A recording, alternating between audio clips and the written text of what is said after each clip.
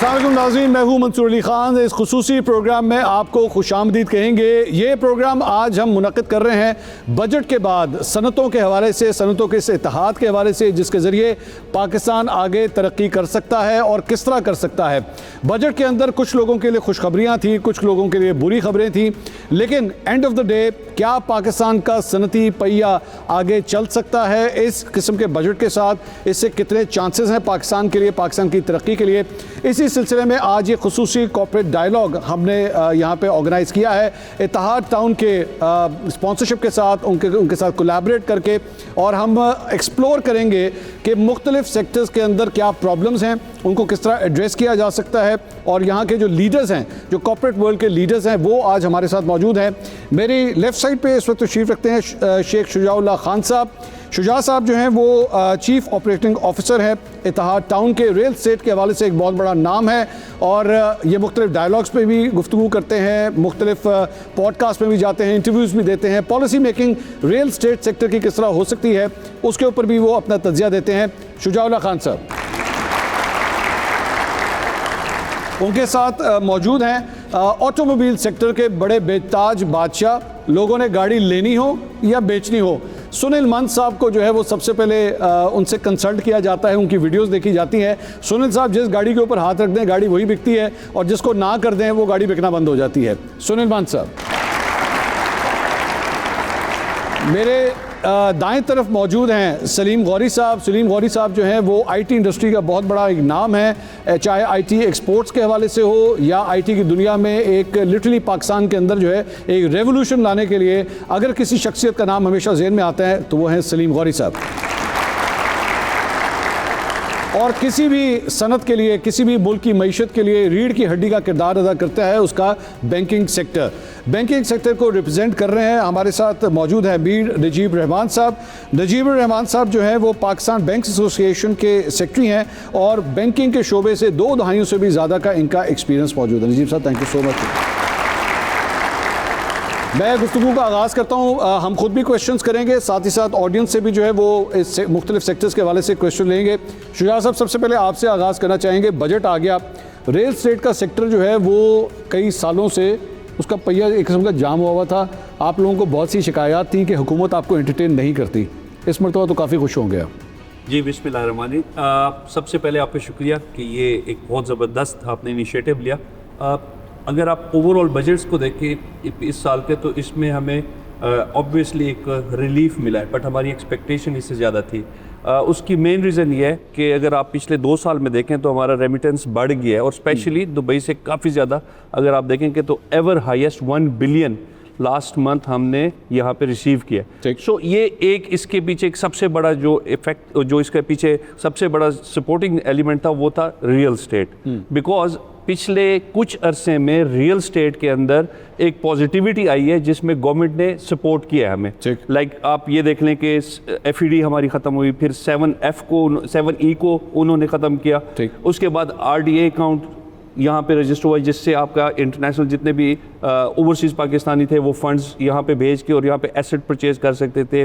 फिर यहाँ पे FBR की वैल्यू रिवाइज हुई, कम हुई। इसी तरह गवर्नमेंट ने जो इनिशिएटिव लिया था जिसके अंदर आपकी हाउस फाइनेंसिंग थी, वो एक बहुत बड़ा स्टेप था इस इंडस्ट्री के लिए। तो उससे क्या हुआ कि हमारी ओवरऑल पिछले कुछ अरसे से इंडस्ट्री में एक्टिविटी स्टार्ट हो गई थी। ठीक है, बट इस साल जो हम एक्सपेक्ट कर रहे थे और बजट में जिससे पहले जो हमें एक पॉजिटिव वाइब्स आ रही थी वो ये थी कि हमारे ट्रांजैक्शनल टैक्सेस जो है उसको वो 0.5% तक रिड्यूस होना था। बट अनफॉर्चुनेटली उसमें एक चीज़ जो बुरी हुई है वो ये हुई कि वो अमाउंट जो हम एक्सपेक्ट कर रहे थे उतनी नहीं हुई, 50% रिड्यूस हुई है। 50% भी बहुत है। ओके लेकिन होता क्या है कि जब भी आप कोई ट्रांजैक्शनल टैक्स तब लगाते हैं, हमेशा होता है इनकम टैक्स। जब आप कोई इनकम या प्रॉफिट जनरेट करते हैं उस पर टैक्स होता है। यहाँ पे क्या है कि अगर कोई बंदा मेरी इंडस्ट्री में इन्वेस्टमेंट करना चाहे तो उसके प्रॉफिट से पहले वो एंटर होना चाहता है मेरे सेगमेंट के अंदर, रियल एस्टेट के अंदर, तो उस पर पहले टैक्स लग जाता है, चाहे वो प्रॉफिट ले या ना ले। सो ये ट्रांजैक्शनल टैक्स इंडस्ट्री में किसी पाकिस्तान या किसी भी मुल्क में, दुनिया में किसी भी जगह पे ट्रांजैक्शन के ऊपर कोई टैक्स नहीं होता। सो ये फर्स्ट टाइम मुझे जो फील हुआ है कि अगर ये ट्रांजैक्शनल टैक्स जो कि हम एक्सपेक्ट कर रहे थे कि 0.5% से ऊपर नहीं होगा, सो अनफॉर्चुनेटली अभी भी इसके अंदर बहुत रूम है जिसको ये रिड्यूस कर सकते जी। हैं। एक चीज़ जो हम ज़्यादातर जो डेवलपर्स एक्सपेक्ट कर रहे थे 7F, जिसके ऊपर हमारी जितनी भी मीटिंग्स हुए हैं उसमें हमें बड़ा पॉजिटिव वाइब मिली थी कि 7F डेवलपर्स के ऊपर नहीं अप्लाई होगा, जो डबल टैक्सेशन होती है। सलीम गौरी साहब, आईटी इंडस्ट्री के हवाले से हमारा जो पड़ोसी मुल्क है वो तो बड़ा माना जाना जाता है, लेकिन आईटी के हवाले से इस मरतबा बजट के अंदर भी एक ये खबर आई कि जो रिलीफ आप लोगों को पहले से मिल रहा था उसमें मज़ीद अब एक्सटेंशन कर दी गई और काफ़ी हद तक गवर्नमेंट जो है उसको सपोर्ट भी कर रही है। Your first reviews about the budget. Budget के में सबसे पहले मैं बताऊँ आपको कि आईटी इंडस्ट्री फेडरल गवर्नमेंट की प्रेफरेंस में से 20 साल से जी पूरी गवर्नमेंट प्रेफरेंस है कि आईटी इंडस्ट्री को प्रमोट किया गया। ठीक। सो हमें बहुत सपोर्ट मिलती रही पिछले 20 साल से जी। और इंडस्ट्री ने प्रूव भी किया। फ्रॉम $100 बिलियन 20 साल पहले इस तक 3.2 बिलियन की एक्सपोर्ट आपकी हो गई है। ठीक। अच्छा, इस इंडस्ट्री का ये है कि विद वेरी स्मॉल इन्वायरमेंट आप ये इंडस्ट्री बिल्ड कर लेते हैं। 2 लोग बच्चे लोग इकट्ठे होते हैं, एक कंपनी क्रिएट करते हैं, वो फिर एक्सपोर्टर बन जाते हैं। ठीक। तो इस इंडस्ट्री का बेसिक था और इसी के लिए फेडरल गवर्नमेंट ने हमें बहुत सपोर्ट की ईयर से और उसका फ़ायदा हुआ। ठीक। अच्छा, इंडस्ट्री ग्रो कर गई। ये इंडस्ट्री बड़ी सख्त जाना है, दुनिया में हालात चेंज हो रहे हैं, टेक्नोलॉजी चेंज हो रही है, ये इंडस्ट्री सर्वाइव करती है। अच्छा। आज ये इंडस्ट्री स्ट्रॉन्ग है, इट्स वेरी स्ट्रॉन्ग, ग्रोथ है, लेकिन अब सीरियस चैलेंज आ गया। वो आ गया आईटी से हम एआई में मूव कर रहे हैं। एआई, आर्टिफिशियल तो इंटेलिजेंस इसमें मूव कर रहे हैं, ठीक। ऑलरेडी मूव करना शुरू किया। ठीक। अब उसका बहुत सीरियस चैलेंज है। हमारी पूरी आईटी इंडस्ट्री जो है वो based on services to other company, यानी हमारे में बहुत से लोग हम आउटसोर्स करके इंडस्ट्री में रेवेन्यू जनरेट करते हैं। बहुत अच्छा था ये अब तक, लेकिन अब जाके एआई में ह्यूमन इंटरेक्शन बहुत कम हो गया। अच्छा। अब हमारा सीरियस चैलेंज हमारा है। अभी जो हमारी एक्सपोर्ट है 3.2 बिलियन की और जो मेरे नज़दीक अबाउट 5 बिलियन है, क्योंकि सारी रिपोर्टेड नहीं है। ठीक है। अब ये चैलेंज होना शुरू हो जाएगी। इसके लिए जो हमारी फेडरल गवर्नमेंट से मुस्तकिल बात हो रही थी कि we have to take steps now कि हमें एआई के रिसोर्सेज बिल्ड करने हैं। वो बिल्ड करेंगे तो हम स्टे कर लेंगे बिजनेस में और इंशाल्लाह वी कैन ग्रो। ठीक। फेडरल गवर्नमेंट में बहुत बड़े स्कीम्स चल रही हैं, वहाँ एआई के लोगों ने 10 अरब का फंड क्रिएट किया जिससे वो फ्री में लोगों की ट्रेनिंग करा रहे हैं। अच्छा। It's a big number. उसकी हमें हेल्प होगी। हमें से देखें इशू हमारा रिसोर्सेज का, हमें और कुछ नहीं चाहिए। फेडरल गवर्नमेंट या किसी से भी आईटी इंडस्ट्री इंडिपेंडेंट है, बल्कि इंटरफेयर ना करें तो बेहतर है। नहीं तो जो शहज़ाद ख्वाजा जो आईटी मिनिस्टर हैं उनके साथ आपके इंटरेक्शन होते हैं क्या? बहुत ज़्यादा। क्या वो आपको फैसिलिटेट करती हैं? बहुत ज़्यादा। She is a good listener. हम बात भी करते हैं। देखिए, फैसिलिटेशन का ताल्लुक है, हमारे इशू से डिफरेंट है। ट्रैवल का इशू आ जाता है क्योंकि हमारे कस्टमर्स दारों वर्ल्ड है, तो हमारा ट्रैवल इशू हो गया, ये इशू गया, वी सीक दैट। लेकिन टैक्सेशन का कोई ऐसा पे बर्डन था नहीं। अच्छा। हम पैसे प्रेफरेंस हमारी उन्होंने दी हुई थी कि जहाँ हमें टैक्सेशन बहुत कम थी हम पे, ठीक। वो उसे मेंटेन कर रहे हैं, विच इज़ फाइन। अब चैलेंज सीरीज जो मेरा कंसर्न आ गया है कि आईटी इंडस्ट्री क्या ये मेंटेन कर लेगी अपनी ग्रोथ, जो 30% ग्रोथ थी ये 2 ईयर। मेरा कंसर्न बहुत सीरियस है। हमें बहुत तेज़ी से मूव करना है और अपने एआई स्किल को बिल्ड करना है, सो हम कंटिन्यू कर सकें ग्लोबली, इस पर फाइट कर सकें। ठीक। तो ये it's a good challenge. I am very excited कि हमारे जो बच्चा है वो ऑलरेडी एआई सेवी है। मैं देख रहा हूँ आप नई कंपनीज आ गई जो एआई पे बहुत ज़्यादा काम कर रहे हैं और आप भी सरप्राइज होंगे कुछ सालों में कि पाकिस्तान शायद हो सकता है बहुत से मुल्कों से आगे निकल जाए डेवलपमेंट में और प्रोडक्ट डेवलपमेंट में। So this is a good time for IT. But अगर हम नहीं स्ट्रॉन्ग स्टेप लेंगे रिसोर्स बिल्डिंग का एआई में, मुश्किल आएगी, क्योंकि बहुत से जो हमारी रेवेन्यू बेस्ड है वो सर्विस का खत्म होना शुरू हो जाए। अभी से हमें उसके लिए तैयारी करने की ज़रूरत है। कल से जी, यस्टरडे से करनी थी, हम कर रहे हैं ऑलरेडी। ओके सुनील भाई, आपका जो एक शोबा ऐसा है कि हर बंदा जो आज इस हॉल में बैठा है, जारी बात है गाड़ियों वाला ही बैठा है, लेकिन एक इशू जो मैं देख रहा था, एक तो टैक्सेशन के अंदर थोड़ी सी तब्दीली की गई इस मरतबा। आपने लोगों को डरा के रखा हुआ था कि जनाब कोई अच्छी खबर नहीं आएगी। अभी भी कोई अच्छी खबर नहीं आई बजट से, या अब आपको लगता है कि कोई अच्छी खबरें निकली बजट से? अच्छा, सबसे इंपॉर्टेंट तो ये है कि गाड़ी का मैं हमेशा कहता हूँ कि हमेशा रोटी महंगी हो रही हो, सस्ती हो रही है, कुछ भी हो रहा हो बजट में ना, तो सबसे पहला सवाल लोगों का ये होता है कि गाड़ी आ रही हो। और मैं बचपन से देखता हूँ तो उसमें नीचे चल रहा होता है सिगरेट महंगे हो गए, पान महंगे हो गए, और सबसे ज़्यादा जब लोगों को परेशानी गाड़ी की होती है। ठीक। गाड़ी की मैं अपनी न्यूज़ पे अभी तक कायम हूँ कि गाड़ी महंगी होगी, लेकिन अभी उन्होंने बिल्कुल साइलेंट रहे हैं, बजट में कुछ भी नहीं किया लोकल गाड़ी के ऊपर। वो उन्होंने डाल दिया जी ऑटो पॉलिसी आनी है और उसके ऊपर भी मीटिंग चल रही हैं। अगले तकरीबन 1 हफ्ते में 7 मीटिंग्स होनी है और वो 25 तारीख को ऑटो पॉलिसी आनी है, तो उसमें पता लग जाएगा कि क्या महंगा मैंने बताया था जो हो रहा है कि नहीं हो रहा। अभी तक बजट में उन्होंने सिर्फ इंपोर्टेड गाड़ी के ऊपर प्राइस बढ़ाई है, और ख़ास तौर पे उसमें जो मैं हमेशा कहता था कि जो पुरतेईश इलेक्ट्रिक गाड़ियाँ थी, खास तौर पे जो 20 मिलियन से ऊपर थी, 2 करोड़ से ऊपर इलेक्ट्रिक गाड़ियाँ, उस पर उन्होंने FED लगा दी है, और जो गैसोलीन गाड़ियाँ थी उस पर SED स्पेशल एक्साइज ड्यूटी के नाम से टैक्स लगा दिया है। तो ये तो एक बात है। बट हमने हमेशा से, जितना मैं इकोनॉमिक्स का स्टूडेंट हूँ, हमने ये पढ़ा कि कोई भी पॉलिसी बुरी नहीं होती, कोई भी बजट बुरा नहीं होता अगर आप उसको कंसिस्टेंटली लेके चलें। ठीक। तो अब पहले बजट 5 तारीख को आना था, फिर 10 को हुआ, फिर 12 को हुआ, फिर जो 12 को आया उसमें भी ऑटो के बारे में कुछ नहीं आया, अब 25 को आएगा। सो एक हैंगिंग जो है ना वो एक सॉर्ड है जो कि लटक रही है, कोई क्लैरिटी नहीं। ठीक, अभी आपसे और भी मैंने ऑटो के हवाले से कुछ और भी क्वेश्चंस करने हैं, लेकिन नजीब साहब बैंकिंग के हवाले से ये बताइए कि, और मैं ये क्वेश्चन जो है ना वो ख़ास तौर पे शुजा साहब का या रियल एस्टेट सेक्टर की आपसे एक नाराज़गी है, तो मैं ये क्वेश्चन डायरेक्टली आपसे पुट कर देता हूँ। और नाराज़गी ये है कि मौजूदा सिस्टम ने इस तरह का निज़ाम बना दिया कि लोगों ने रियल एस्टेट में प्लॉट्स लेने के बजाय बैंकों में पैसे रखना जो है वो ज़्यादा मुनासिब समझा कि बैंकों में जो है वो डिपॉजिट्स कर दिए जाएं, आराम से उसके ऊपर जो है वो हमें इंटरेस्ट रेट्स भी मिलते रहेंगे और पहिया जो है वो चलता रहेगा। असल बात तो ये थी कि जो इंडस्ट्रीज़ हैं हमारी वो प्रमोट होनी चाहिए रादर दिन के पैसा जो है वो सारा वक्त बैंकों के अंदर रखा जाए। क्या ये फैक्ट्स एंड फिगर्स दुरुस्त हैं कि लोगों के वाकई आप लोगों के डिपॉजिट्स जो हैं वो आसमान को चले गए हैं because of high interest rates? शुक्रिया मंसूर साहब। देखें, अभी जो इस वक्त हमारा बैंकिंग सेक्टर का डिपॉजिट बेस है इट्स अबाउट 34-35 ट्रिलियन रुपीज़। ठीक, इसमें से जो लेंडिंग का पोर्शन है वो तकरीबन 14 ट्रिलियन के करीब लैंड किया हुआ है। हमारा जो रेट जो काइबोर है जिसकी बेस पे लेंडिंग की जाती है या जो हम रिटर्न कस्टमर्स को देते हैं जी, उसका डायरेक्ट ताल्लुक है पॉलिसी रेट का। जी, पिछले वक्त अभी चंद महीने पहले या इट वाज अराउंड 10.5%, अब वो 11.5 हो गई। तो the higher the policy rate the higher return जो है वो कस्टमर को जाता है, बिकॉज हायर इन्फ्लेशन की वजह से हायर पॉलिसी रेट होते हैं।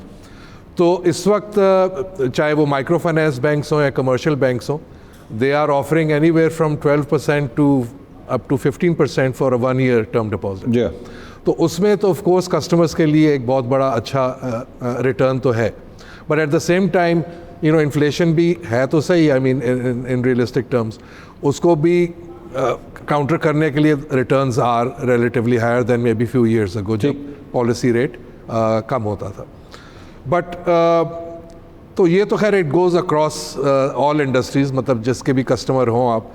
अब जो बैंकिंग सेक्टर है इट रिप्रेजेंट्स तकरीबन more than 100 million customers of this country, unique customers, यानी कि मल्टीपल अकाउंट्स भी हों तो आपको एक दफ़ा गिना जाएगा। ठीक, ओवरऑल कोई 260 मिलियन अकाउंट्स हैं जिसमें मोबाइल वॉलेट अकाउंट्स भी हैं, बैंक अकाउंट्स भी हैं, लेकिन यूनिक कस्टमर्स हमारे पास 103-105 मिलियन के करीब हैं। सो दैट मीन्स के ऑलमोस्ट 70% की फाइनेंशियल इंक्लूजन, अगर आप समझें कि बैंक अकाउंट खोलना फाइनेंशियल इंक्लूजन है, बिकॉज हमारी population adult population 18 years and above about 140 million है। अच्छा, तो तो उसमें से आप देखें 103 मिलियन के ऑलरेडी अकाउंट्स हैं। वो एक अलग बात है कि किसी के कम है, किसी के ज़्यादा पैसे हैं उसके अंदर, but so the policy rate determines कि हमने आगे कस्टमर को क्या रिटर्न देना है based on the inflation and other economic matrix.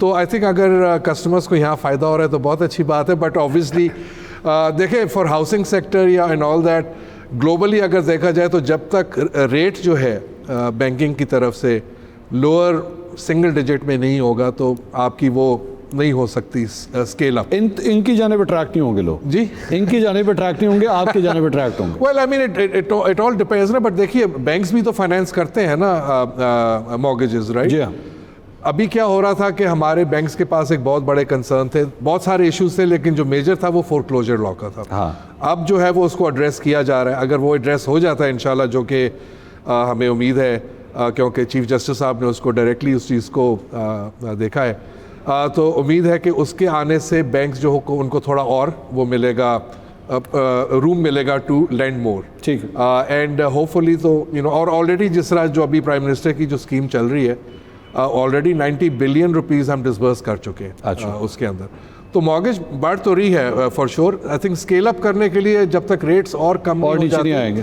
तो आई थिंक ये शुजा साहब ये आपने सारा वो कह रहे हैं हमारा क्या कसूर है मैं भाई, बताता हूं। लोग पैसे जमा करा रहे हैं आके, वो नई प्लॉट लेना चाह रहे हैं या अगर फाइलें नहीं लेना चाह रहे तो हम क्या करें? देखिए, दो चीज़ें मैं बताऊं मंसूर। 2023 के अंदर जो बैंक डिपॉजिट थे वो उस वक्त के हिसाब से जो हमारे पास नंबर है 25 ट्रिलियन के करीब थे, और जब इंटरेस्ट रेट 23% था। ठीक है, सो आज का इंटरेस्ट रेट है 11.5%, ऐसे ही सर? जी पॉलिसी रेट। तो इसके मतलब ये है कि लोगों को बैंक से पैसा निकाल लेना चाहिए था, बिकॉज आपका इंटरेस्ट रेट ड्रॉप हुआ है, प्रॉफिट रेट ड्रॉप हुआ है। ठीक। इस वक्त 36 ट्रिलियन है।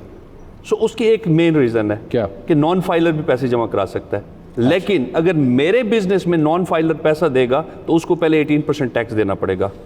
सो प्रॉब्लम ये है कि जब आपका सिस्टम बिजनेसेस को और जो लो हैंगिंग फ्रूट है जिसमें हम कहते हैं रियल स्टेट है, अगर इसको सपोर्ट नहीं करेगा तो ऑटोमेटिकली लोग जो है पैसा बैंक्स में रखेंगे। Hold your thought, hold Najeeb साहब, नहीं I want you to reply on this because वो कह रहे हैं कि जनाब केवा है तो वहाँ पे भी होता है आप लोगों के मतलब KYC सॉरी कि वो चेक करें कि जनाब आपका कस्टमर कहाँ से पैसा लेकर आ रहा है, क्या कर रहा है। यहाँ पे रिस्ट्रिक्शंस है, वहाँ पे नहीं है। मैं एक और भी नंबर दे देता हूँ। जैसे आपने बताया कि 103 मिलियन आपके अकाउंट्स इस वक्त एक्टिव अकाउंट्स हैं जो इंडिविजुअल्स के हैं। हाँ, एक्टिव नहीं है, ओवरऑल मेरे पास जो नंबर्स हैं वो 175 मिलियन है और इस वक्त जो फाइलर्स हैं वो 75 मिलियन के करीब है। तो बैंक्स के अंदर अगर फाइलर पूरे होते तो इसका मतलब है कि हमारे पास इस वक्त फाइलर भी 175 या 103 मिलियन होते। सो ये देखें कि हमारे बैंक्स के अंदर अकाउंट नॉन फाइलर ओपन कर सकता है, बट अगर वो रियल स्टेट में आएगा तो उसके ऊपर 18% टैक्स लगेगा, तब वो रियल स्टेट के अंदर। So you are being discouraged for the non-filer is being discouraged को real estate में। Exactly। ये तो खैर कोई सेंस नहीं बनता है। देखें, फाइलर हो या नॉन फाइलर हो, every Pakistani has a right to open a bank account. Access to finance हर एक का बुनियादी हक है, तो चाहे वो फाइलर हो ना ही हो, उसका कोई फर्क नहीं। When we say account, we also mean saving accounts। नहीं, करंट अकाउंट हो, सेविंग्स अकाउंट हो, कुछ भी खोल सकता है, लेकिन डोंट फॉरगेट कि उसको जो भी प्रॉफिट, अगर प्रॉफिट अर्निंग अकाउंट है, नॉन फाइलर को ठीक ठाक उसके ऊपर टैक्स पड़ता है, ऑलमोस्ट डबल पड़ता है जो फाइलर को देना पड़ता है, जो प्रॉफिट पे जो टैक्स पड़ता है। तो वो तो नॉन फाइलर तो ऑलरेडी कर रहा है। देखिए, still willing to go to the bank rather than the real estate.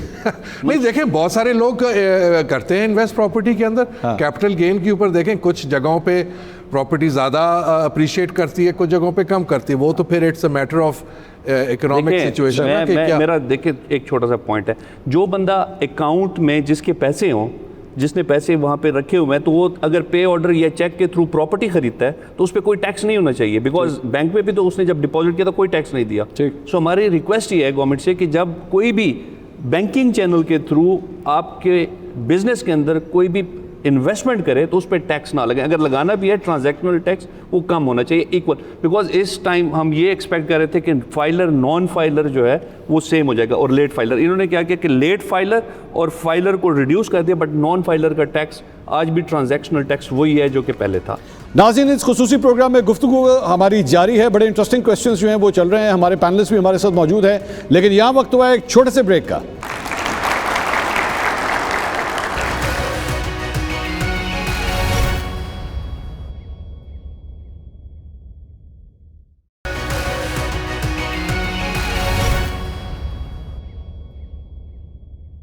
नाज़रीन, ब्रेक के बाद एक बार फिर आपको खुशामदीद कहेंगे। ये खुसूसी प्रोग्राम हम कर रहे हैं बजट के हवाले से। Let's continue. भाई साहब, जहाँ पे ये हम मुख्तलिफ इंडस्ट्रीज़ की बात कर रहे हैं, हमारे यहाँ पे स्टार्टअप्स, IT स्टार्टअप्स के हवाले से इसमें इन्वेस्टमेंट का कितना रुझान है? Why don't people think like that कि अच्छा मेरे पास 1 करोड़ रुपए है या 50 लाख रुपए है, I want to go and start a startup which is IT रिलेटेड, why not that? Unfortunately startup पे इन्वेस्टमेंट बहुत परसेंटेज वाइज ग्लोबली देखें तो कम है, और हालांकि स्टार्टअप कल्चर पिछले 10 साल से स्टैब्लिश हुआ है। अच्छा, इनक्यूबेटर्स बहुत सारे खुल गए जहाँ बच्चे इकट्ठे हो के आइडियाज़ को कन्वर्ट करें, और अच्छा सक्सेस रेट अब आ रहा है। अब 2-3 इनक्यूबेटर्स को मैं भी देख रहा हूँ जहाँ पर आप देख रहे हैं कि वहाँ पर ग्रेजुअली इन्वेस्टमेंट आनी शुरू हो गई जो पहले नहीं थी। So that's a good sign कि अब लोग देखते हैं, कीप लुकिंग फॉर अपॉर्चुनिटी कि इन्वेस्ट करें, शायद उसके रिटर्न हाई हो।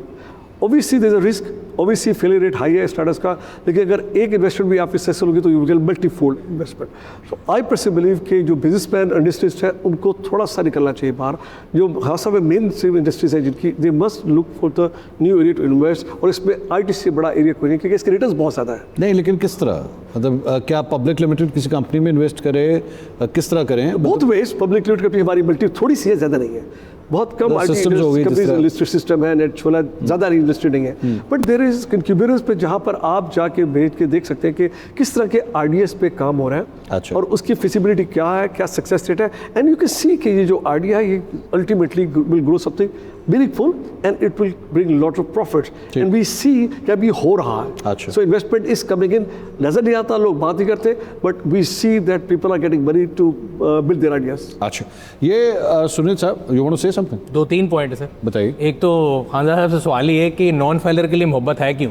ये ऐसे ही है कि आपके घर में 3 बच्चे हों, दो कह के जी मैं आपको कमाई ला के दूंगा, तीसरा कह के मैंने लेके आंदा तो माँ भी काट देगी बाहर। नहीं कमाई तो तो लेके नॉन आ फाइलर रहा है। होना नहीं चाहिए, नहीं कमाई तो लेकर आ रहा है, नॉन फाइलर होने नहीं चाहिए। वो क्या मैं बताऊंगा फाइलर तो नहीं, ज्यादा लेकर आ रहा ज़्यादा है। टैक्स लग बता नहीं रहा ना कि मैं क्या कमा रहा हूँ। हाँ फाइलर वाला अच्छा बच्चे आके बताते हैं आज मैंने ये नहीं कमाया, आज मैं ये दे रहा हूँ। वो फाइलर जो है ना वो माँ का कमाऊ पूत है। हाँ। वो कहता है, अच्छा, वो कहता शरीफ है, मैं कमाऊ पूत है, फलां सब कुछ बता के नौकरी कर रहा हूँ, हाँ। ऐ फड़ 5 रुपए। सही है। जो नॉन फाइलर है वो माँ को बता नहीं रहा मैं पैसे का कमा रहा हूँ, लेकिन पकड़ 8 रुपए। सर मैं तो इस एक्सट्रीम पे जाता हूँ, मैं कहता हूँ जब कोविड में वैक्सीन भी लग रही थी तो नॉन फाइलर को नहीं लगनी चाहिए। मैं सही बता रहा हूँ, जो बंदा फाइल कर रहा है उसको करना चाहिए। तो मेरा तो नॉन फाइलर नहीं, के लिए लेकिन उसमें ये नहीं कोई होना सॉफ्ट चाहिए। कॉर्नर नहीं है। जिस तरह उन्होंने कहा ना नॉन फाइलर के रेट शुक्र ज्यादा आपने हैं, ये double नहीं हो कह जाएंगे। दिया नॉन फाइलर के बच्चे भी नहीं होने चाहिए। नहीं वो कर ले, मुझे उससे कोई इशू नहीं है। बट पॉइंट ये है कि नॉन फाइलर टर्म एग्जिस्ट ही नहीं करनी चाहिए। ये तो स्टेट का फेलियर है कि आप कह रहे हैं कि एक बंदा कह रहा है मैं टैक्स नहीं दूंगा, ठीक। आप इनडायरेक्ट उससे टैक्स पकड़ने की कोशिश करें। And that is the reason हमारे यहाँ पे हाइब्रिड टैक्सेशन है। I am a salary person, मेरी सैलरी से भी टैक्स कटता है,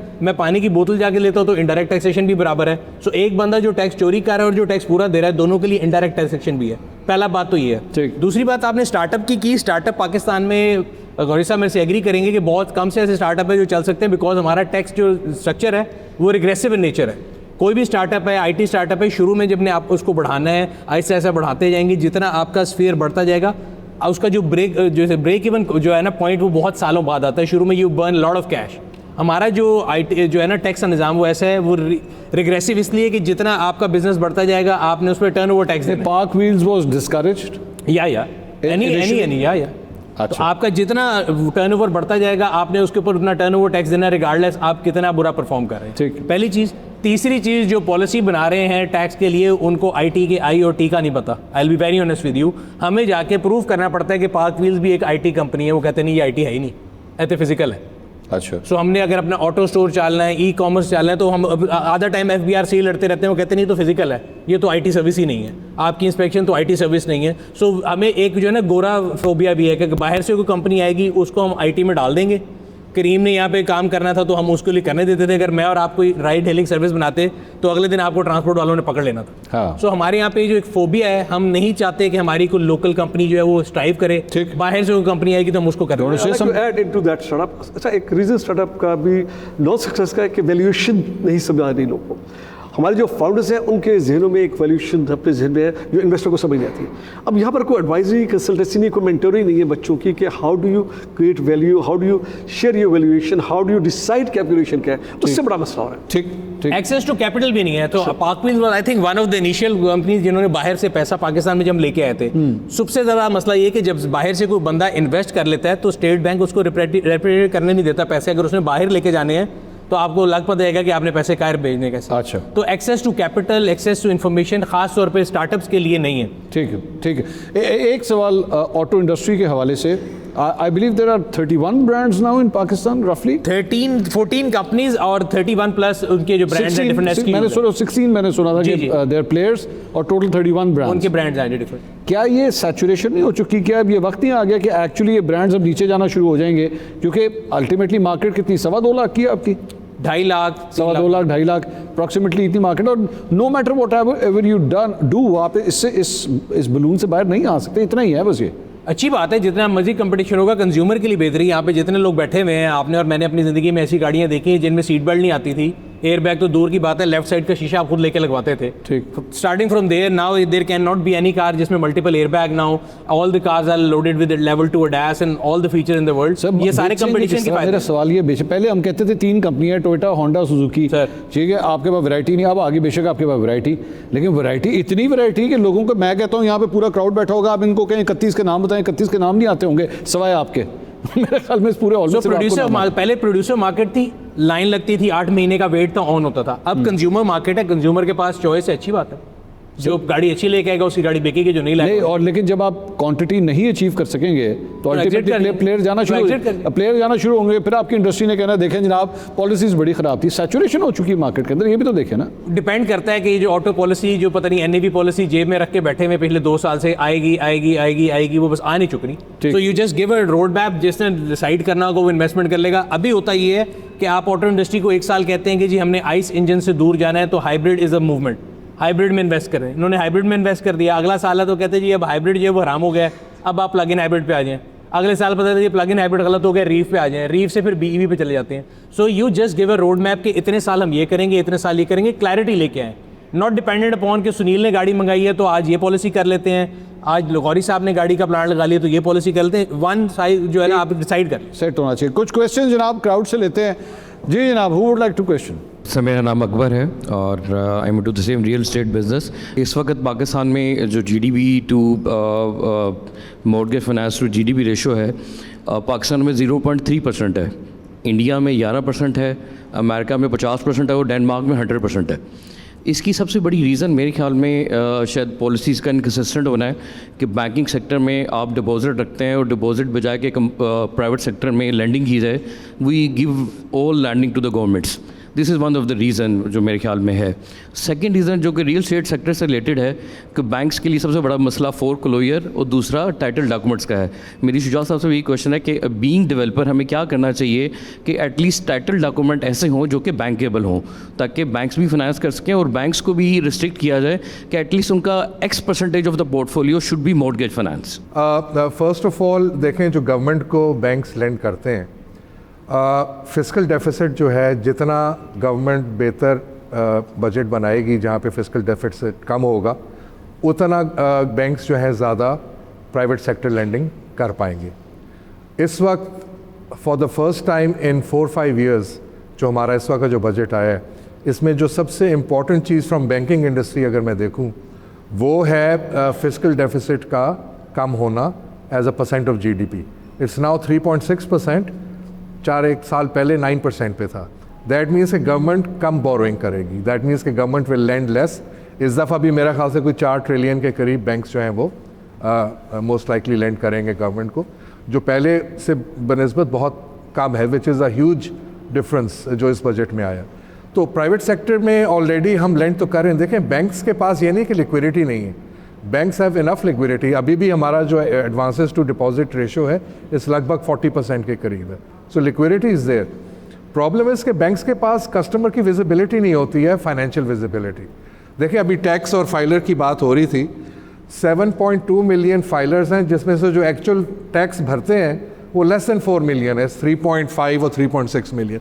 140 मिलियन की एडल्ट पॉपुलेशन में से ये आपको टैक्स मिलता है। तो जो हमें सबका इम्पैक्ट आता है वो आता ही इसलिए क्योंकि आपका टैक्स नेट इतना वाइड है ही नहीं कि आप ज़्यादा एक तो रेवेन्यू ला सकें। बट जहाँ तक मॉर्गेज हो गया, देखें, क्रेडिट कार्ड्स हो गए, मॉर्गेज हो गया, पर्सनल लोन्स हो गए, ऑटो लोन्स हो गए। अब ऑटो लोन्स पे तो वैसे भी ज़रा रेगुलेटरी सख्ती है बिकॉज ऑफ जो फॉरेन एक्सचेंज से रिलेटेड हमारे कंसर्न्स आ जाते हैं, क्योंकि इम्पोर्टेड CKD यूनिट्स जो भी हैं वो इम्पोर्ट होते हैं। तो होपफुली जो अगर नई पॉलिसी आती है, अगर ये वापस चली जाती है जो पुराने हमारा था कि up to 10 years financing amount भी बढ़ जाएगी, तो then hopefully the auto industry will also, जो उसकी फाइनेंसिंग पार्ट है, दैट विल ऑल्सो पिकअप। और मॉर्गेज के लिए तो मैं सिर्फ ये कहूँगा कि जिस तरह मैंने पहले अर्ज़ किया कि ग्लोबली जहाँ रेट लोअर सिंगल डिजिट में आएगा तो you will see the mortgage industry scale up. सबसे इम्पॉर्टेंट चीज़ ये है कि एक तो जिस तरह सुनील ने कहा है कि कंसिस्टेंट पॉलिसीज़ हमें चाहिए, और इसी तरह अभी जो हाउस फाइनेंसिंग के ऊपर प्राइम मिनिस्टर का अपने घर का एक इनिशिएटिव लिया, उसमें इस साल 5 लाख घरों का टारगेट दिया। अब आप इसमें एडवांटेजेस हैं। नंबर 1 कि हमारे यहाँ पे जॉब जो है वो क्रिएट होगी। एक घर पे एवरेज जो लेबर लगती है वो तकरीबन 55 के करीब है, और अगर 5 लाख घर होंगे तो 2.75 मिलियन 27 मिलियन आपका लेबर जो है उसके ऊपर एक्टिव हो जाएगा। तो 27 मिलियन लोगों को आपने एवरेज घर जो है 8 महीने में कंप्लीट होता है, तो 8 महीने के लिए आपने 27.5 मिलियन लोगों को जॉब दे दी। नंबर 1। दूसरी बात यह है कि जॉब्स जो हैं इस वक्त सबसे बड़ा इशू है गवर्नमेंट के लिए कि आपके पास इंडस्ट्रीज या उस तरह के एनवायरनमेंट नहीं है कि फॉरेन इंडस्ट्रीज लगे और लोगों को जॉब मिले। सो इसमें से लो हैंगिंग फ्रूट क्या है कि आप या एग्रीकल्चर या फिर आप रियल स्टेट के ऊपर कंस्ट्रक्शन साइट पर फोकस करें, और उसमें लोगों का एक तो ऑब्वियसली फाइनेंसिंग जिस तरह आपने कहा कि लोएस्ट है पाकिस्तान की, वो इम्प्रूव होगी, वो इंक्रीज़ होगी, और उसमें हमारे पास अगर आप टोटल डाटा देखें, अनफॉर्चुनेटली हमारी इंडस्ट्री का डाटा कहीं कंपाइल नहीं हो रहा, बट अगर आप थोड़ा सा रिसर्च करें और अपनी अथॉरिटीज़ का डाटा चेक करें तो तकरीबन 3800 अप्रूव सोसाइटीज़ हैं इस वक्त, प्रोजेक्ट्स हैं। उनको अगर आप 100 का भी टारगेट देते तो आप ये टारगेट बड़े आराम से अचीव कर सकते हैं। तो उसमें क्या होगा कि डेवलपर को आप एक सेल्स दे रहे हैं थ्रू बैंकिंग चैनल, जिसमें लोग आए फाइनेंसिंग के लिए रिक्वेस्ट करें और आप उनके सामने रख रहे हैं कि लाहौर में इतने डेवलपर्स हैं जो कि अप्रूव्ड हैं, उनके पास प्रोडक्ट अवेलेबल है। सो वो क्या होगा कि ऑटोमेटिकली हमारे पास क्लाइंट आ जाएगा और हम कंस्ट्रक्शन के अंदर नहीं, लेकिन यहाँ पे मेरे ख्याल में वो ये कह रहे हैं आपकी सोसाइटीज़ का इशू नहीं है, बायर का इशू है कि उसकी डॉक्यूमेंटेशन जो है उसकी क्लैरिटी नहीं देती उसके फाइनेंशियल स्टैंडिंग। सबसे प्रॉब्लम क्या है कि आपका बायर जब आता है बैंक के पास, तो बैंक के पास वो ऑप्शंस ही नहीं होती कि डेवलपर की जो टाइटल होता है, लैंड टाइटल, जो कि बैंक की फर्स्ट रिक्वायरमेंट होती है, क्योंकि अप्रूवल नहीं होती उनके पास तो वो टाइटल ही नहीं होता उनके पास। सो वो जो अप्रूव्ड सोसाइटीज़ हैं उसके अंदर 95% उनके प्रॉब्लम रिजॉल्व हो जाते हैं बैंक के। सो उसमें एक तो बैंकर्स जो है या बैंक जो उसमें से डेवलपर्स को या रियल स्टेट को सपोर्ट कर सकते हैं और साथ में एंड यूज़र को भी ये फैसिलिटेट कर सकते हैं कि उनका जो प्रोडक्ट होगा वो सिक्योर होता है। और वो सुनील, ये जो बैंक फाइनेंसिंग की बात हो रही है, इसको काफ़ी हद तक डिस्करेज किया गया ऑटोमोबाइल सेक्टर के अंदर भी। सीलिंग्स वो 3 मिलियन की जो है वो सीलिंग लगा दी गई और भी इस तरह की डिस्कस, इससे भी सेल्स इफेक्ट हुई आपके ख्याल में? क्या बेहतर नहीं है कि ऑटो पॉलिसी के अंदर जब आती है तो ये सीलिंग्स भी हटाई जाए? बिल्कुल इफेक्ट किया गया। और मैं बता रहा हूँ 2016 की जो पहली पॉलिसी आई थी, जब हमने अट्रैक्ट करनी थी फॉरेन इन्वेस्टमेंट, तो हमने कंपनियों को कहा था जी इधर आएँ, प्लांट लगाएं, हम इतनी फाइनेंसिंग देंगे, इतने इंटरेस्ट रेट पे गाड़ी मिलेगी। बजट से पहले जो लाइनें चली थी कि जी गाड़ियाँ मिल जाएंगी, और एकदम बजट आया तो पता लगा था कि जी फॉरेन करेंसी जो है बहुत बाहर जाती है सीकेडी किट पे, तो 3 मिलियन से ऊपर की गाड़ी जो है फाइनेंसिंग नहीं मिलेगी। अब अगर आप 3 मिलियन की फाइनेंसिंग लेने जाते हैं, आप गाड़ी देखें, एवरेज गाड़ी 10 मिलियन की है, वो कहता है जब मैंने 7 खुद डालने में 3 भी खुद ही डाल लूँगा। सो फाइनेंसिंग की वजह से सेल बहुत ज़्यादा रिस्ट्रिक्टेड है। एंड इधर तो टाइटल क्लैरिटी का इशू है, उसमें तो टाइटल का भी कोई इशू नहीं, बट वो ज़बरदस्ती डंडा लेके कहा कि जी आप कर नहीं सकते। बैंक्स के पास पैसा है, बैंक देना चाहते हैं, गाड़ी देने वाला देना चाहता है, लेने वाला लेना चाहता है, बट गवर्नमेंट कह रही है कि आपने लेना। आप तो देना चाहते हैं, तो देना चाहते हैं, बट ऑब्वियसली उसमें तो जब clear title पॉलिसी अगर पॉलिसी आपका तो कसूर नहीं है। उसमें देखिए क्लैरिटी है, टाइटल की क्लैरिटी है, फाइलर नॉन फाइलर का भी इशू नहीं है, आईडी कार्ड के साथ गाड़ी आ रही है, जो गाड़ी बना रहा है वो भी सारा क्लियर है, बट वो देने और किस नाम पे तो गाड़ी उठाई भी जा सकती है। हाँ, वो ले जाती है। घर तो नहीं उठाया जा सकता, गाड़ी तो उठाई भी जा सकती है। ऐसे ही। ठीक नाज़रीन, इस खुसूसी प्रोग्राम में गुफ्तगू हमारी जारी है। बड़े इंटरेस्टिंग क्वेश्चंस जो हैं वो चल रहे हैं, हमारे पैनलिस्ट भी हमारे साथ मौजूद हैं, लेकिन यहाँ वक्त हुआ है एक छोटे से ब्रेक का।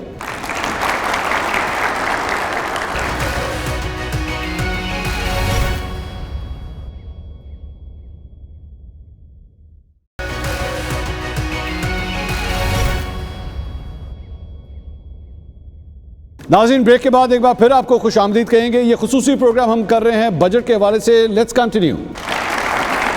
नेक्स्ट क्वेश्चन जी। This is Maruk Mir and I'm a content creator. So my question is for Mr. Sunil. Sir, मेरा क्वेश्चन ये है कि जैसे अभी बजट अनाउंस हो चुका है, लेकिन अगर हमें अपनी यूज्ड कार को सेल करना है या हमें कोई अपनी न्यू कार ख़रीदनी है, तो क्या हमें इंतज़ार करना चाहिए या फ़ौरन ख़रीद लेनी चाहिए? इसका इम्पैक्ट कब तक मार्केट में आ सकता है?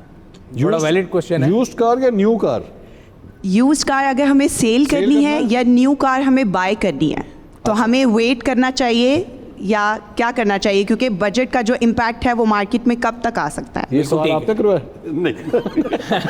नहीं, ये बड़ा वैलिड क्वेश्चन है। और ये ऐसा है कि हमारी गवर्नमेंट जो है ना, ये हर साल जब से मैं देख रहा हूँ, आपके अगर साल है ना पूरा कारोबार का, तो 2 महीने ये आपके जो है ना जून जुलाई के खा जाते हैं कारोबार के। और कंज्यूमर जो है वो नवंबर दिसंबर में गाड़ी नहीं लेता कि नया मॉडल आना है। एंड एवरी ईयर जून जुलाई जो है ना वो होता है कि जी बजट आ जाएगा। अब बजट आके गुजर चुका है। आज अगर मैं इनको जवाब देना चाहूँ कि गाड़ी महंगी हुई है सस्ती, मैं जो जवाब दूंगा हफ्ते बाद वो गलत होगा। सो होता ये है कि दे लिंग अराउंड द पॉलिसी को लिंग अराउंड करते हैं, लेट कर देते हैं। उससे इंडस्ट्री को नुकसान ही होता है कि 2 महीने ये और 2 महीने, तो साल में 12 के बजाय 8 महीने कारोबार होता है। सो आई कांट आंसर एक्यूरेटली कि आप आज बेचें और कल लेने जाएं, क्योंकि अगर आप बेच देंगी शायद अभी सस्ती बिक जाए, 25 तारीख को पॉलिसी आएगी तो हो सकता है महंगी हो जाए। So there is no answer, no clarity. And इसी तरह सारे लोग। भाई एक बात बताइए, मेरे ख्याल में बड़ा अच्छा क्वेश्चन उन्होंने किया। अभी रिसेंटली मैं एक ब्रांड है, वो उनके सीईओ भी मेरे आपके दोनों के बड़े अच्छे दोस्त हैं, उनकी एक अदद गाड़ी के अंदर 25 लाख रुपए का ड्रॉप आ गया। सर आपको समझ आ गई होगी मैं किस गाड़ी की बात। ये किस तरह पॉसिबल है? क्या ये ब्रांड्स इतना प्रॉफिट बना रहे होते हैं गाड़ी के ऊपर कि 25 लाख रुपए का ड्रॉप आ जाता है? ब्रांड नहीं बनाते। अगर मैं बताऊं डायरेक्टली इनडायरेक्टली, आप कोई भी जो गाड़ी खरीदते हैं ना, तो गवर्नमेंट और जो कंपनी वो 50-50% पार्टनर है। सो लेट्स से अगर आप जिस ब्रांड की गाड़ी की बात कर रहे हैं वो 2 करोड़ रुपए की गाड़ी है, जब 2 करोड़ रुपए की इनवॉइस है, 96 लाख उस कंपनी को जाने, 1 करोड़ 4 लाख रुपए सरकार को जाने। More than 52-54% is tax. So अगर आज मैं अपनी गाड़ी की प्राइस रिड्यूस करता हूँ तो जो 25 लाख है, उस 25 लाख में से 13 लाख टैक्स पोर्शन है, तो 13 लाख तो टैक्स उड़ गया। टैक्सेशन में तो कोई चेंज नहीं था। टैक्सेशन, आपकी गाड़ी की जब इनवॉइस होती है, इनवॉइस के ऊपर टैक्स लगता है, समझ रहे हैं आप? हाँ। तो जो मैं कहता हूँ जी मेरी चीज़ 100 रुपए की है तो उसमें 50 रुपए टैक्स था, अगर मैं उसको 50 रुपए करता हूँ तो 25 रुपए हो जाएगा। सो एक्चुअली 25 में से आपने 12.5 कम किया होगा, 12.5 खुद ही हो गया। 13 लाख रुपए टैक्स पोर्शन था, 12 लाख रुपए उन्होंने अपनी प्राइस कम की थी। उस 12 लाख रुपए में से पहले वो उस गाड़ी के 5 यूनिट बनाते थे, हाँ। अब वो 5000 बना रहे हैं, तो कंट्रीब्यूशन मार्जिन आप देख लें कहाँ पे, उनको भी प्रॉफिट है। उनको बेसिकली क्वांटिटी ज़्यादा चाहिए। क्वांटिटी ज़्यादा होगी नहीं, पहले उस बेसिक वेरिएंट के 500 गाड़ियाँ नहीं बनती थी, 5000 बन रही। जी क्वेश्चन जी। जी अस्सलाम वालेकुम। बहुत अच्छा लगा आप सब इकट्ठे बैठे हुए हैं, तो मैंने कहा सबको एक छोटा छोटा पोर्शन क्वेश्चन का दूँ। बैंकिंग सेक्टर से स्टार्ट कर लेते हैं। आपने कहा कि जी filer, non filer, late filer, Shuja sahab ने उसको कंडेम किया थोड़ा सा सॉफ्टली। मुझे ये बताएं, आपने कभी पूछा कि पैसे कहाँ से आ रहे हैं, फाइलर के, नॉन फाइलर के या लेट फाइलर के? तो हमारा कंसर्न रियल स्टेट में ये है कि जब वही पैसा एक ब्रांच से उठा के मैं सिर्फ एक जगह पे लेके जा रहा हूँ तो क्यों पूछा जाता? सेकंड क्वेश्चन गौरी साहब से, पायनियर आईटी में आपने स्टार्टअप्स को बड़ा प्रमोट किया सर शुरू से, उसकी भी एक रेशो बताइएगा। अगर 100 प्रोजेक्ट स्टार्ट हुआ तो आज वो कितने कामयाब उनमें से लोग हैं, ताकि जो नई यूथ है जो आपकी तरफ देखती है और बड़ी इंस्पायर्ड भी है कि वो क्या इस काम में आ सकते हैं। इस तरह रियल एस्टेट से अगर मैं बात करूं शुजा साहब से, शुजा साहब अपना घर स्कीम का बड़ा हमने शोर सुना ज़बरदस्त तरीके से। आज भी सैकड़ों के हिसाब से हर बैंक में उसकी एप्लीकेशंस पड़ी हुई हैं। अगर मैं एक बैंक की बात करूं, सिर्फ लाहौर में जो सेंट्रल उनकी ब्रांच में 250 से ऊपर एप्लीकेशन है, रेडी है, लेकिन उनके पास कोई जगह नहीं है ख़रीदने के लिए, क्योंकि पॉलिसी ऐसी है कि आपको बिल्ट हाउस चाहिए, आप प्लॉट लेके उसको बिल्ट नहीं कर सकते। उसके ऊपर आप क्या कहेंगे? इस तरह सुनील भाई किसी तारुफ के मोहताज नहीं है। मुझे ये सिर्फ बताइए कि आज सुनील सरफराज मंज अगर गाड़ी ख़रीदना चाहें तो CBU प्रेफरेबली लेंगे या CKD? एक क्वेश्चन। और दूसरा ये कि जिस गाड़ी का आप रिव्यू देते हैं, आज हफ्ते बाद एक कोई भी गाड़ी और लॉन्च हो रही होती है और मैं एक मूड बना रहता हूँ, या मंसूर भाई या कोई भी, कि यार वो मैंने जो पहले रिव्यू देखा है और मैं सेकंड रिव्यू मिस कर गया, मैंने गाड़ी वो बुक करा ली और एकदम मुझे अंदाज़ा होता है कि भाई हफ्ते बाद तो ये रिव्यू आ गया और इस गाड़ी में तो ये चीज़ें बहुत बेहतर हैं। उसको हम ओवरकम कैसे कर सकते हैं एज अ कस्टमर? बहुत शुक्रिया। देखिए, मिलियंस ऑफ अकाउंट मंथली खुलते हैं, ठीक है। हर अकाउंट की KYC होती है, जिसको नो योर कस्टमर हम लोग कहते हैं। आप अकाउंट्स की भी वेरिएशंस हैं। एक होता है, लेट से आजकल आसान डिजिटल अकाउंट है, वो आप मोबाइल के थ्रू आप खोल सकते हैं, जिसमें नादरा की वेरिफिकेशन होती है, एड्रेस वेरिफिकेशन होती है, और उसके अंदर बायोमेट्रिक आप कर भी सकते हैं और नहीं भी कर सकते हैं। बायोमेट्रिक के साथ आपकी लिमिट्स बढ़ जाती हैं, बगैर बायोमेट्रिक की लिमिट कम हो जाती है। और अगर आप फुल एक अकाउंट खोलते हैं, उसके अंदर आपकी फिर काफ़ी डिटेल्ड KYC होती है, जिसमें आपकी source of income and a lot of other information is gathered. तो वो तो हर कस्टमर वेरीफाइबल है, डिपेंडिंग के क्या वो फुल KYC कस्टमर है तो उसकी बहुत सारी डिटेल्स जो हैं वो बैंक्स पहले वैलिडेट करता है। जो हमारा रियल एस्टेट सेक्टर है वो सबसे कम रेगुलेटेड सेक्टर है, ठीक है। तो मतलब इनके ऊपर जो रेगुलेशंस लगते हैं, अदर दैन वो फेडरल लेवल पे, प्रोविंशियल लेवल पे, तो हार्डली कोई मेरे ख्याल से रेगुलेटरी अथॉरिटी है। नहीं जी, आई टोटली डिसएग्री। अच्छा, खैर मैं DNF भी हमारे ऊपर लगता है, एंटी मनी लॉन्ड्रिंग हमारे ऊपर लग रही है, आप कैसी बात? नहीं, वो एक अलग चीज़ है। बट पॉइंट सिर्फ मेरा कहने का ये है कि हर कस्टमर जो है जो बैंक में होता है उसकी वेरिफिकेशन प्रॉपर होती है, सोर्स ऑफ इनकम सब चीज़ें वेरीफाई होती हैं। नहीं, लेकिन एक ये बताइए नजीब साहब, ये बेनामी अकाउंट किस तरह खुल जाते हैं? देखिए, बेनामी अकाउंट पहले खुल चुके हैं बिल्कुल। अभी भी कई दफ़ा ऐसे फ्रॉड जिनको हम म्यूल अकाउंट्स कहते हैं, स्पेशली ये छोटे अकाउंट्स होते हैं जो जिसमें सिर्फ नादरा की वेरिफिकेशन होती है और उसके अंदर क्या कहते हैं बेसिक डिटेल्ड KYC नहीं होता, बिकॉज उसकी लिमिट्स कम होती है। इस तरह के देखें, जब मिलियंस ऑफ अकाउंट खुल रहे हैं उसमें कुछ इस तरह के इश्यूज आ जाते हैं जहाँ पे वो थ्रू हो जाते हैं, यू नो। ऑब्वियसली मतलब 100% तो ब्लॉक वो नहीं है, लेकिन आई वुड से 99% ज़रूर है कि स्टार्टअप्स का एक डेफिनेटली एक परसेंटेज कामयाब होती है, बाकी फेल हो जाती है। अगर आज 100 कंपनी स्टैब्लिश हुई तो एक साल में 10-12 तो वैसे निकल जाएंगी, पूरा साल नहीं करेंगी। बाय थर्ड ईयर 10 रह जाएंगे। That's the percentage I see, and that's a very good percentage to success. What I advise to investors is कि सिर्फ आइडिया को मत देखें, उसके पीछे मैनेजमेंट को देखें। मेरे से कोई पूछे कि स्टार्टअप क्यों फेल होती है, तो स्टार्टअप फेल होती है उसके जो स्पॉन्सर है वो फेल होते हैं, क्योंकि they are not able to maintain their idea, they are not able to be consistent and work developing. So बड़ा क्रिटिकल है, it's a great investment to, लेकिन please look at the team itself के पीछे लोग कौन है, क्या background है, क्या स्किल्स है, और जो आइडिया लेके चले क्या वो इसको एंड तक लेके जाएंगे। अगर आप ये देखेंगे तो यकीन कीजिए it's a great way to invest. जी मैं आपको एक तो जवाब दे दूं कि हमारे ऊपर रेगुलेटर माशाल्लाह आपसे ज़्यादा सख्त है, और 2 लाख से ज़्यादा अगर हमारी इंडस्ट्री में कोई देता है तो हमें रिपोर्ट करनी पड़ती है। उसके अंदर आपका DNF BP भी है और एंटी मनी लॉन्ड्रिंग भी हमारे ऊपर अप्लाई होता है, तो हमारा कोई भी ऐसी चीज़ नहीं है जो। नंबर 2, आपके क्वेश्चन का मैं आंसर दे देता हूँ। जो ये भी स्कीम आई है इसमें सबसे अच्छी बात ये है कि इसका स्केल 5 लाख घरों पे कर दिया, और इसके अंदर बिल्ड प्रॉपर्टी भी है, और अगर कोई भी एंड यूज़र अपने प्लॉट पे घर बनाना चाहे तो वो उसका भी एक है कि जिसमें 25% वो बैंक पहले देता है प्लॉट के लिए, उसके बाद ग्रे स्ट्रक्चर पे जो बैंक होता है वो इशू करता है, एंड देन कंप्लीशन पे रिमेनिंग अमाउंट वो इशू करता है जो बिल्डर होता है। सो इसमें प्लॉट भी है, और आपके पास जो रेडी अवेलेबल घर है उसको भी आप फाइनेंसिंग करा सकते हैं। और अब अच्छी बात यह है कि प्राइम मिनिस्टर साहब की तरफ से अब पिछले दिनों एक नोटिफिकेशन आया जिसके ऊपर इन्होंने डेवलपर्स को भी एंगेज किया कि डेवलपर्स अपने लिए एक बल्क में घर बना के और वो बैंक्स को प्रेजेंट कर सकते हैं, और बल्क में कोई भी इंडस्ट्री बल्क में भी फाइनेंसिंग करा सकती है किसी भी बैंक से। सो ये अच्छी एक स्टेप है जो कि ओवरऑल इस इंडस्ट्री को सपोर्ट करेगी, जॉब क्रिएट्स होंगी, जो प्रोडक्ट जो इस वक्त इंडस्ट्री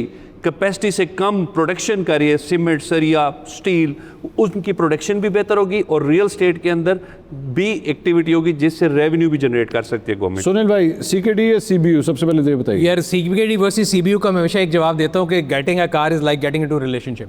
सो जब आप रिश्ता कर रहे होते तो आप पूरा चेक करते हैं कि आप कहाँ पे रिश्ता कर रहे हैं। तो आप गाड़ी जिससे भी ले रहे हैं वो CBU है या CKD, कंपनी देखें कि वो ओवरनाइट भाग तो नहीं जाएगी। CBU का मसला ये होता है कि मैंने आज आपको CBU बेचा, कल मैंने दफ्तर को ताला लगाया जो पाकिस्तान में ऑलरेडी पोर्शा कर चुका है, तो आपको कोई नहीं पता। लेकिन अगर मैंने प्लांट की मिलियंस ऑफ डॉलर इन्वेस्टमेंट की और मैं CKD बेच रहा हूँ, सो आपकी एक गाड़ी लेके या आपकी जो है पैसे लेके मैं भागूंगा नहीं। सो सेफ इज CKD, और कंपनी जो कि पाकिस्तान में प्लांट रखती है वो कई CBU मॉडल लेके आते हैं तो वो ले लें। क्वालिटी का मसला ओनली CBU जो दुकान है उससे बिल्कुल ना लें। क्वालिटी जो लोगों को लगता है कि शायद पाकिस्तान के लिए लहदा बनाई जाती है, ऐसा कुछ नहीं है। These are all global brands, और उनकी जो क्वालिटी है वो ग्लोबली जो है सारों की सेम है। तो इसलिए CBU वर्सेस CKD तो क्या सुनील भाई ये ना कहें, बहुत से ऐसे ब्रांड्स हैं उनकी हमने जब लोकल प्रोडक्शन देखी है तो उसकी इंटरनेशनल स्टैंडर्ड्स के साथ कोई क्वालिटी मैच ही नहीं होती। यहाँ पे ऐसी ऐसी गाड़ियाँ जिनके वो जो वो होते हैं, क्या नाम है, सेफ्टी बैग्स होते हैं, वो खुलते ही नहीं है।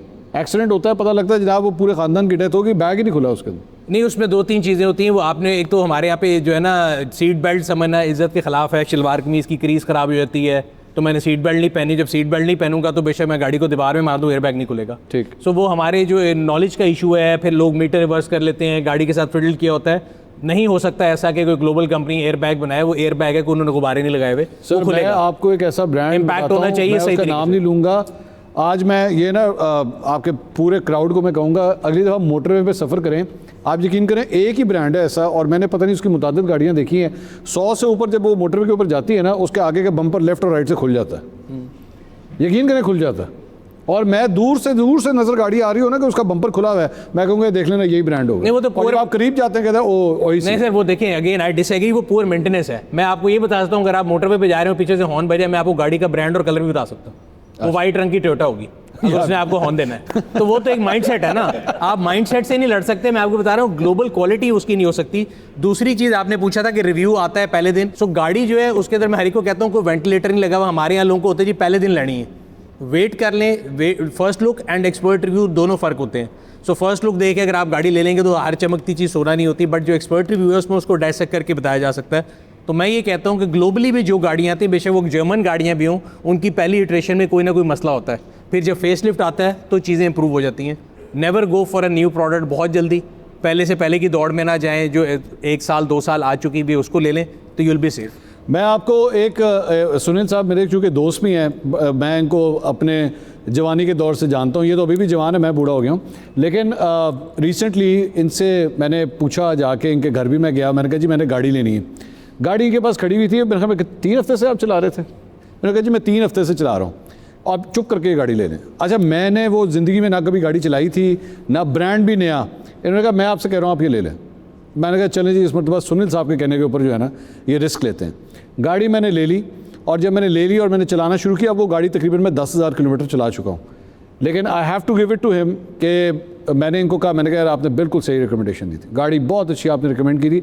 और वो इसलिए था क्योंकि इन्होंने खुद इस्तेमाल की, पहले खुद इस्तेमाल की एंड देन ही रिकमेंडेड टू मी। तो और ये बाकी लोगों के साथ भी जब ये रिकमेंड करते हैं, मेरी कई दफ़ा इनसे किसी ब्रांड्स के ऊपर बहस भी होती है। मैं इनसे कहता हूँ यार ये ब्रांड बहुत अच्छा है, कहते हैं ना खबरदार इन्होंने हाथ भी नहीं लाना। बहुत शुक्रिया सलीम गौरी साहब, नजीब साहब thank you so much, Shujaat साहब, सुनील साहब थैंक यू सो मच। नाज़रीन प्रोग्राम आपने देखा, जो इंडस्ट्री के लीडर्स हैं उनकी राय क्या है। हमारी इस प्रोग्राम के ज़रिए कोशिश, एक छोटी सी एक कोशिश थी कि ज़्यादा से ज़्यादा जो है जो प्रॉब्लम्स हैं वो आइडेंटिफाई हो सकें, ताकि जो मुतल्लिका हल्के हैं वहाँ तक भी पहुँच सके। और ख़ास तौर पे यंगस्टर्स जिस तरह सलीम गौरी साहब जो हैं वो हो गए, या सुनील साहब, बाकी जो लीडर्स हो गए, वो बता सकें कि इन चीज़ों को एड्रेस करने से मामला रिजॉल्व किस तरह हो सकते हैं, ताकि पाकिस्तान की सनतों का पहिया जो है वो चलता रहे और अल्टीमेटली पाकिस्तान तरक्की करता रहे। प्रोग्राम देखने का बहुत बहुत शुक्रिया। इंशाल्लाह अगले प्रोग्राम में आपसे दोबारा मुलाकात होगी। अल्लाह हाफ़िज़।